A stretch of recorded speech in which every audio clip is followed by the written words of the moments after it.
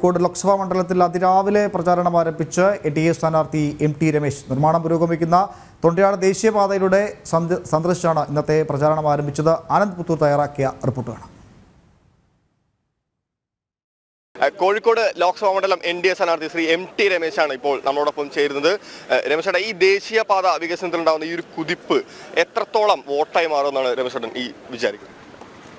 ഒരു 40 വർഷത്തിലേറെയായിട്ടുള്ള ആളുകളുടെ കാത്തിരിപ്പാണ് ദേശീയപാത വികസനവുമായി ബന്ധപ്പെട്ടുള്ളത്.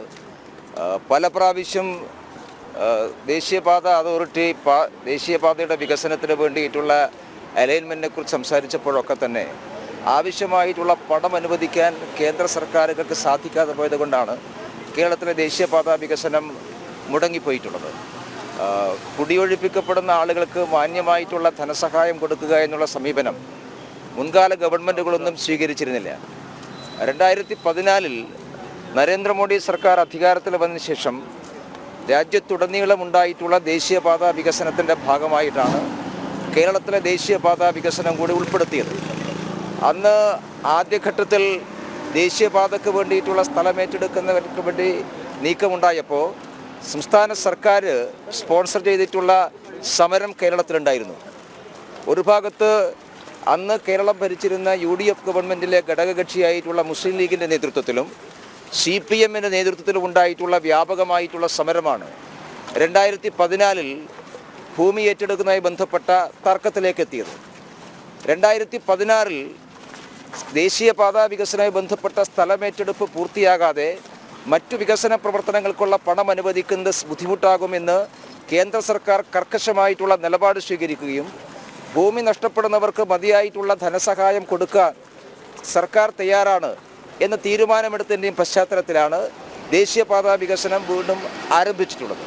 ഇത് പൂർണ്ണമായിട്ടും കേന്ദ്ര സർക്കാരിൻ്റെ ഒരു പദ്ധതിയാണ്. സംസ്ഥാന സർക്കാരോ മറ്റാരെങ്കിലും അവകാശപ്പെടും പോലെ മറ്റാർക്കും ഈ പദ്ധതിയുടെ പൂർത്തീകരണവുമായിട്ടൊരു ബന്ധവുമില്ല.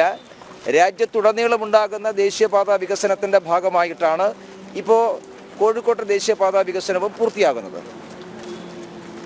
പ്രധാനപ്പെട്ട മറ്റൊരു കാര്യം, ഇപ്പോൾ ഇന്നലെയും ഈ കോഴിക്കോട് പ്രദേശത്ത് കക്കയം പ്രദേശത്ത് ഈ കാട്ടുപോത്തിൻ്റെ ആക്രമണത്തിൽ ഒരു വയോധികൻ മരിച്ചിരിക്കുകയാണ്. അത് കർശനമായിട്ടുള്ള ഒരു വയോധികൻ. അപ്പോൾ ആ തലത്തിൽ വന്യജീവി ആക്രമണം മൂലം നാട്ടിൽ, പ്രത്യേകിച്ച് കേരളത്തിലെ ആളുകൾക്ക് ജീവിക്കാൻ പറ്റാത്ത ഒരു സാഹചര്യമായിട്ടുള്ളത്. എങ്ങനെയാണ് ഇതിന് നോക്കിക്കാണുന്നത്? സംസ്ഥാന സർക്കാരും വനം വകുപ്പിൻ്റെയും പരിപൂർണമായിട്ടുള്ള പരാജയമാണ് ഈ കാര്യത്തിലൊക്കെ ഉണ്ടായിട്ടുള്ളത്. ഈ വയനാട്ടിൽ കാട്ടാനയുടെ ആക്രമണം ഉണ്ടായ സമയത്ത് കേന്ദ്ര വനം പരിസ്ഥിതി വകുപ്പ് മന്ത്രി ശ്രീ ഭൂപേന്ദ്ര യാദവ് വയനാട്ടിലെത്തുകയും ഇത് സംബന്ധിച്ചുള്ള ആളുകളുടെ ആശങ്ക പരിഹരിക്കാൻ സംസ്ഥാന സർക്കാർ തയ്യാറാകണമെന്ന് പറയുകയും ചെയ്തിട്ടുണ്ട്. വനം വകുപ്പ് നേരത്തെ പറഞ്ഞിട്ടുള്ളത് ഇത്തരം വന്യമൃഗങ്ങളുടെ പ്രശ്നമുണ്ടാകുമ്പോൾ അതിനെ വെടിവെക്കാൻ ആവശ്യമായിട്ടുള്ള അനുവാദമില്ല എന്നുള്ളതാണ്. പക്ഷേ ആ വാദം ഖണ്ഡിച്ചുകൊണ്ടാണ് കേന്ദ്രമന്ത്രി പറഞ്ഞിട്ടുള്ളത് അത്യാവശ്യമായിട്ടുള്ള സന്ദർഭങ്ങളിൽ ഇത്തരം വന്യമൃഗങ്ങളെ, കാട്ടുമൃഗങ്ങളെ വെടിവെച്ചു കൊല്ലാൻ സംസ്ഥാന വനം വകുപ്പിന് അനുമതി കേന്ദ്ര പരിസ്ഥിതി വനം മന്ത്രാലയം കൊടുത്തിട്ടുണ്ട്. അത് സംബന്ധിച്ചുള്ള ഓർഡർ അദ്ദേഹം പത്രക്കാർക്ക് വിശദീകരിച്ചു കൊടുത്തിരുന്നു. മാത്രമല്ല, ഇത്തരം ആക്രമണങ്ങൾ ഉണ്ടാകുമ്പോൾ മതിയായിട്ടുള്ള ധനസഹായം കൊടുക്കാൻ ആവശ്യമായിട്ടുള്ള പണം കേന്ദ്ര സർക്കാർ നേരത്തെ തന്നെ സംസ്ഥാന സർക്കാരുകൾക്ക് കൈമാറിയിട്ടുണ്ട് എന്നും അദ്ദേഹം പറഞ്ഞിരുന്നു. ഇപ്പോൾ ഞാൻ മനസ്സിലാക്കിയിടത്തോളം അവിടെ മിനിയാന്ന് മുതൽ ഈ കാട്ടുപോത്തിൻ്റെ ശല്യം ഉണ്ടായിട്ടുണ്ട്. ഒരു 24 മണിക്കൂറും 48 മണിക്കൂറുമൊക്കെ ഈ ശല്യം ഉണ്ടാകുമ്പോൾ വനംവകുപ്പ് എവിടെയായിരുന്നു? വനംവകുപ്പ് ഉദ്യോഗസ്ഥന്മാർക്ക് എന്താണ്? വനംവകുപ്പ് ഉദ്യോഗസ്ഥന്മാർ പറയുന്ന ഒരു പ്രധാനപ്പെട്ട പരാതി അവർക്ക് ആവശ്യമായിട്ടുള്ള ആയുധങ്ങളില്ല എന്നുള്ളതാണ്. അങ്ങനെയാണെങ്കിൽ അത് വാങ്ങിച്ചു കൊടുക്കേണ്ടത് സംസ്ഥാന സർക്കാരാണ്.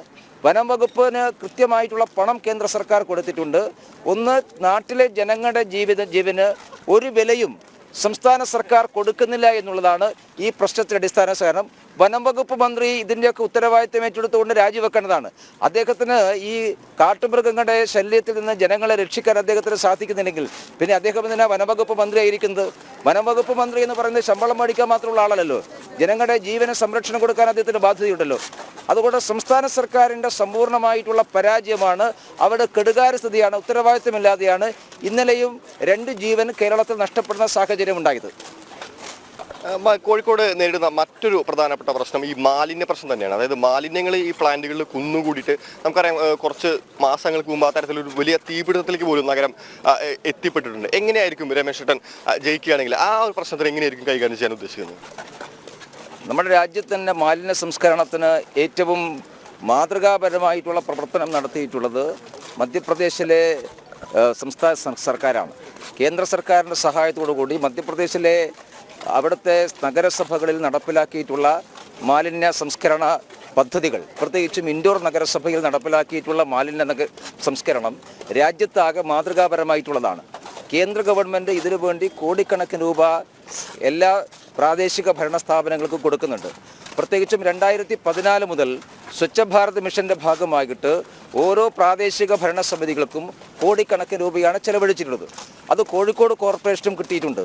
പക്ഷേ ഇവിടെ പ്രധാനപ്പെട്ട പ്രശ്നം സംസ്ഥാന സർക്കാരിൻ്റെ കൂടി മൗനാനുവാദത്തോടു കൂടി പ്രാദേശിക നഗരസഭകൾക്ക് മാലിന്യ സംസ്കരണത്തിന് വേണ്ടി ലഭിക്കുന്ന പണം മറ്റു പലതിനും വേണ്ടി അവർ വകമാറ്റി ചെലവഴിക്കുകയാണ്.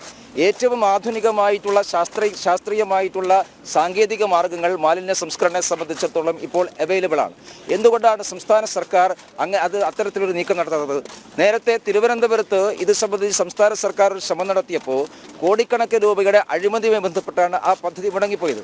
അപ്പോൾ അതുകൊണ്ട് ഇപ്പോൾ ഉള്ള ഒരു പ്രശ്നമെന്ന് പറഞ്ഞാൽ രാജ്യാന്തര ഏജൻസികളൊന്നും ഈ തരത്തിൽ നമ്മുടെ പ്രാദേശിക ഭരണസമിതികളിലേക്ക് വരാത്തതിൻ്റെ കാരണം വലിയ കമ്മീഷൻ ഇടപാടാണ്.